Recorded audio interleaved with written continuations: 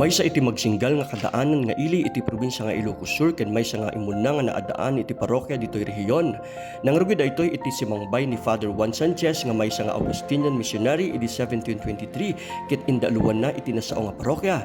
Kalpasan iti 7 nga tawen na itakder iti simbaan para kadagiti umad-ado nga parokyano iti magsinggal ngem saan nga nagbayag iti nasao nga simbaan gapu iti maysa nga napigsa nga ginggined narsuod daytoy ken nadadael. Dagiti deboto ken parokyano iti nasao nga ili ket saan nga naawanan pamati ken determinasyon nga makipatakder manen iti baro a simbaan tapno iti kasta ket masukatan iti nadadael nga simbaan. Idi 1827 na ipatakderen iti maysa nga simbaan nga nalawlawa katibtibker ken napinpintas. Pakakitaan laing daytoy iti napigsa a pamati dagiti deboto ken agindig iti ili a magsinggal. Agin gana ita si tatakder paylaing iti St. William the Hermit nga saan nga nagpaatiw bayat iti unos ken kalamidad nga dimting iti napalabas a panawen. Kinapudno na daytoy nga maipagpanakel dagiti taga magsinggal iti nauneg nga pamati.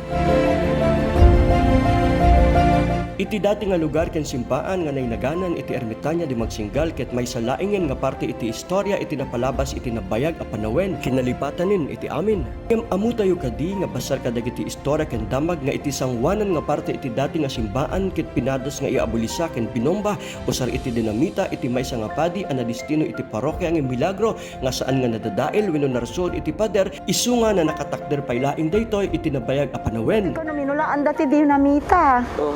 Nung da dinamita, han na nabaulan nga rin nagbadetoy.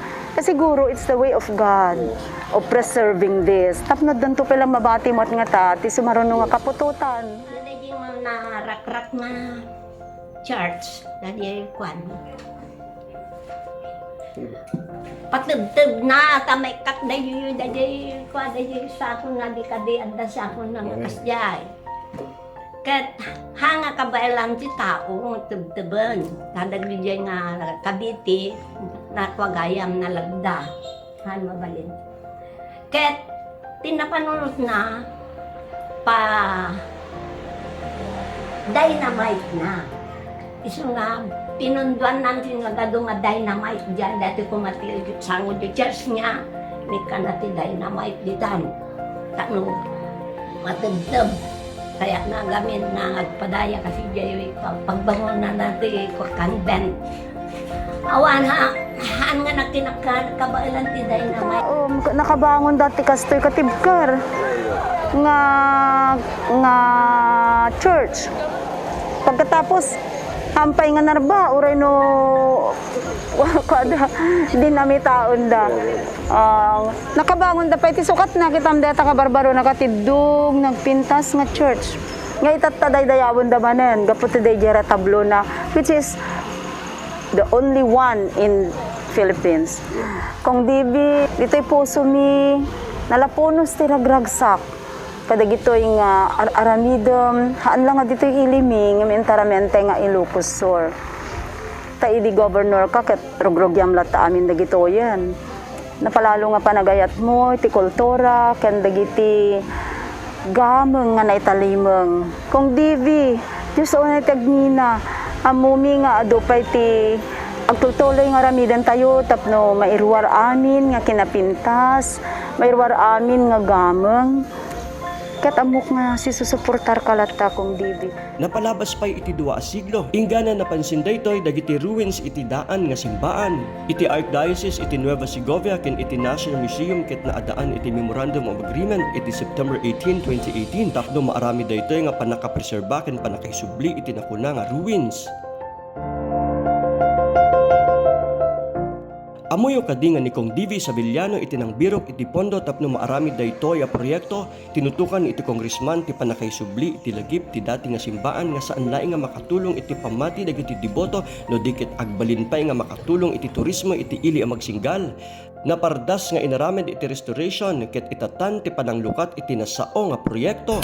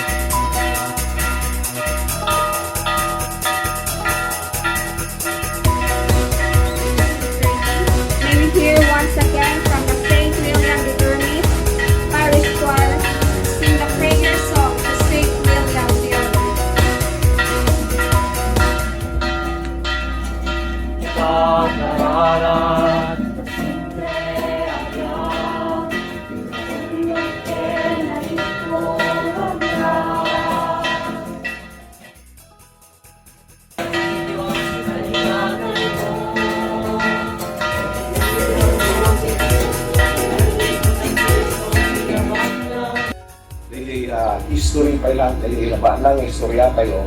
Dili na po kanto ti may tulong lang in development. Na lokit kita kasi dati may isang lugar, 1730, takil ako ti kay Papanan dyan yung lugar. Ngayon mga po ta nabaybayang met, nagbaling na kasla 2 weeks lang na yun. Ngayon tatapos, dati ti may isang na ringen tayo, dito yung distrito, dito yung probinsya, nag-Europe tayo pa, naging historical places, namuyo ako naging turista ganun. We, the parishioners, we, the Maxingaleños, wherever we are, and wherever we may be, will sing and praise the Lord all our lives. We thank Him, we glorify Him, for He nurtured the seeds of faith planted in our parish, which survived the test of time, emerged from the rubbles of devastating earthquake to be the silent but precious, priceless monuments of a glorious past and legacy of the ingenuity of our ancestors. These crumbling walls are the marks of the transitus Domini, the passing of the Lord in our history as a people. With this, there is a reason to be grateful to this great effort. We help together that these will bear fruit and will educate our people, especially the youth, about our past, so to trace a brighter. Local community's history and culture are celebrated by the opening of this site. On behalf of the local government of Magsingal, we extend our greatest and deepest appreciation to you all. Once again, thank you very much for being here. With that,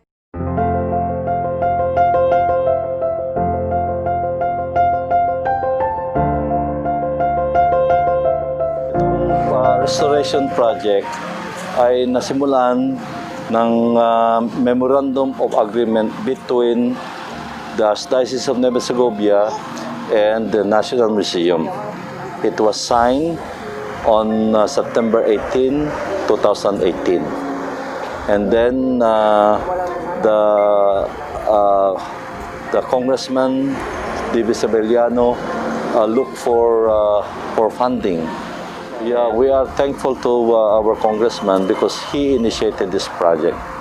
Then eventually, the memorandum of agreement between the Archdiocese and the National Museum natapos na yon. Pagkatapos ay nung meron ng MOA, then our congressman was very kind enough because of his passion, yung cultural preservation. Our thanks for initiating this project. This is a very noble project. It is not only for us but for the future generation. Thank you for your passion. This Ermitania de Magsingal 1730 will stand not only now but in the future, and this will form our people for a better life in the future. Thank you very much.